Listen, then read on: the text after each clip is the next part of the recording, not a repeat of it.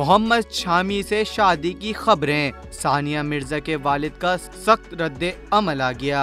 भारत की साबका tennis star Sania Mirza के वालिद इमरान मिर्जा ने बेटी की क्रिकेटर मोहम्मद शामी से दूसरी शादी की अफवाहों पर सख्त रद्द अमल दिया है। भारतीय मीडिया में हाल ही में सानिया मिर्जा और भारतीय फास्ट बॉलर मोहम्मद शामी की मुस्तकबिल में शादी करने की अफवाहें गर्दिश करना शुरू हुई थीं। ये सब इस वक्त शुरू हुआ जब सोशल मीडिया पर किसी ने सानिया मिर्जा के हमरा शामी की एडिट शुदा तस्वीर लगाई। इन फोटोशॉप हुई तस्वीरों में शामी को दूल्हा के रूप में दिखाया गया। रिपोर्ट्स में दावा किया गया था कि शामी और सानिया अगस्त में शादी करने वाले हैं। सानिया मिर्जा के वालिद इमरान मिर्जा ने अफवाहों पर सख्त रद्द अमल देते हुए वाजे कर दिया कि ये सब बकवास है। सानिया की तो कभी मोहम्मद शामी से मुलाकात तक नहीं हुई।